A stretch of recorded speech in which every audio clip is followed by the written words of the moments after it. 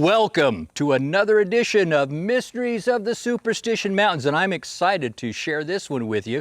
Marshall tells us all about a hitchhiker and how he became partners in the Lost Dutchman Mine. So how did you become interested in Jacob Waltz and the Lost Dutchman Mine? I moved out to Mesa to teach school, and that was when I first became enamored with the Dutchman's Mine. And I thought, like thousands of others, I thought, I am going to find this thing. Somebody's got to find it, and it just might be me. Who knows? And you know, so I went out there looking, thinking one of these days several times, and thinking I would be the one to find it. But I never even went very far in. I just walked up down the trail, hoping it would, I'd see gold lying somewhere. I wanted to do it the easy way. Well, I never quit. I never gave up on that. And then about 7, 8 years later, my interest had shifted to history, and I was writing a story, one of the first stories I ever wrote, and it was on the Salt River Cave battle. Skeleton Cave, and so I was going up to I was going up the Apache Trail, a few miles south of Tortilla Flat, and just cruising along. I had sitting next to me in the seat of my pickup truck was a ice chest full of beer, and just in case I got lost, and out of where the road kind of narrows and just winding there, this looked like an apparition jumps out in the road and just stands there. And of course I stop, and he comes over. He's already opening the door. You know, he says, "Can I have a lift, Tortilla Flat?" And I said, "Sure." And then he's already by the time he got in, he was already looking in the ice chest. And "Can I have a beer?" And I said, "Help yourself." And so he's drinking the beer, and we drove along a little ways, and he says, "You know who I am, don't you?" And I said, "Well, no." He said, "I'm Dugan. You know Dugan." And I never did get his first name, or if he gave it, I never remembered, but I remember Dugan, and good old Irish name. And so he says, "I'm the one that found the Dutchman's gold." And I said, "Oh." And he pulls out a wallet, and he's got a news clipping. Well, these were the days, and it wasn't that long ago, that all you had to do was call the Arizona Republic, the state's largest newspaper, and say, "I found the Dutchman's gold. I found the Lost Dutchman Mine." You'd be guaranteed to have a spot on the front page. I can remember every once in a while there'd be somebody else found the Dutchman's Mine. Somebody else did. You know, it was just it just always was amusing. I thought that's how you can get some recognition, and so but he was pretty convincing, you know. And he said, "You know, it's back up there," and he said, I can sit up here, and I can look down, and I can watch people boating down on Canyon Lake." I thought, this sounds a whole lot like the story the Dutchman told. And so I figured if he adopted the mine as his, he must adopt the Dutchman stories that people told about him anyway.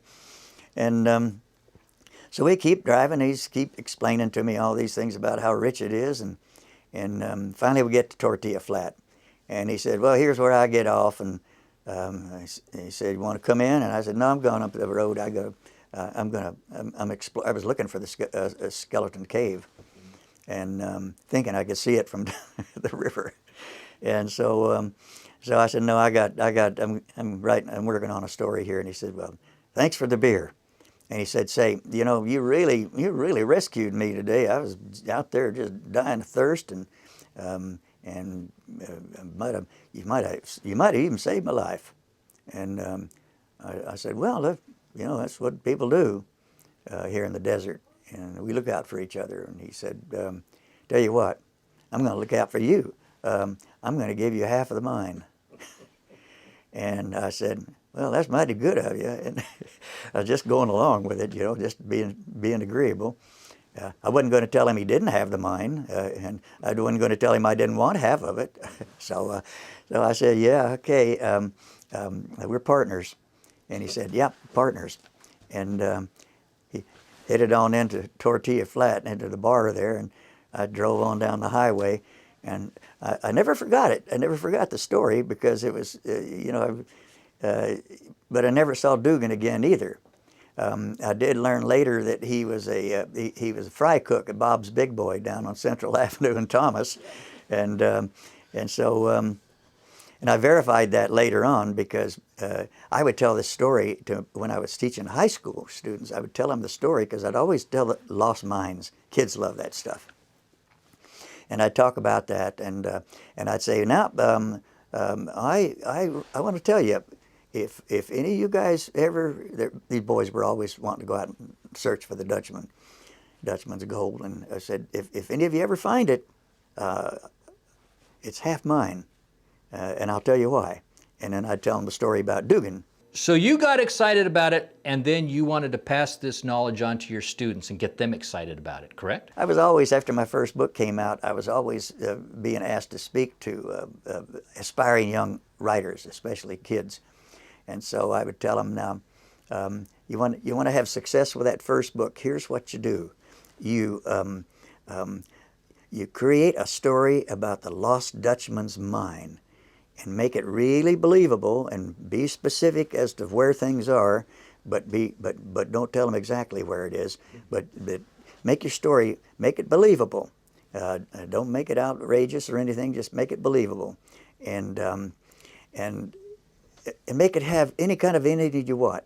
Be creative, and that's what Lost Mine stories are. They've all got pretty much basic. I found it, then I lost it. And then I couldn't find it again. That's it in a nutshell for Lost Mines, and so they're going along with me on this, and I say, and then it's the cover. This is the important part, the cover.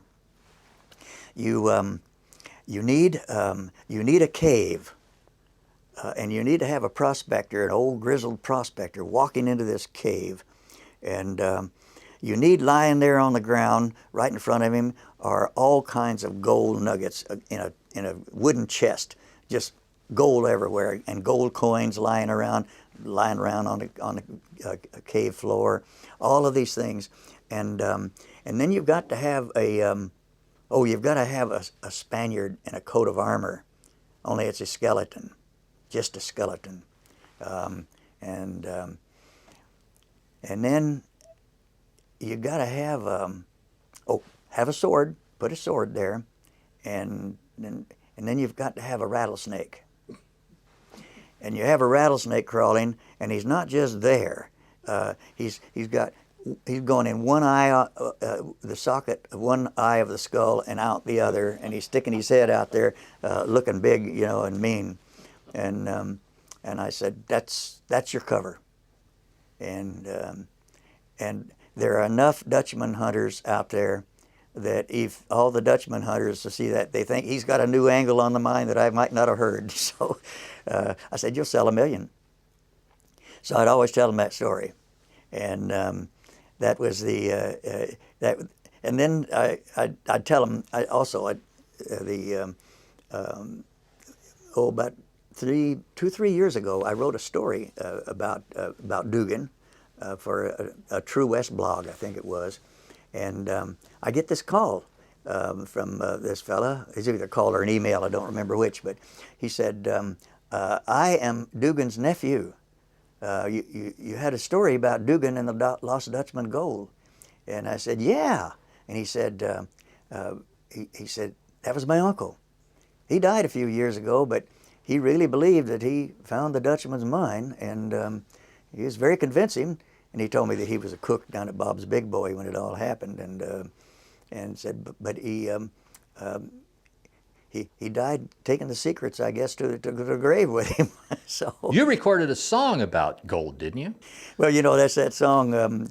Dean Cook, a good friend of mine, wrote a song that I recorded a few years ago on the Oblivion label, of course, and it was Tall Tales and Legends, and it goes, I never found the gold. Never even found a nugget, no outlaw stash nor mystic mother lode. But as time goes by, I realize I'd rather have the stories than the gold. Well, there you have it. And Marshall wanted me to pass on that if you want some extra money, you know who to go to. The guy who is part owner of the Lost Dutchman Mine. Just another mystery of the Superstition Mountains.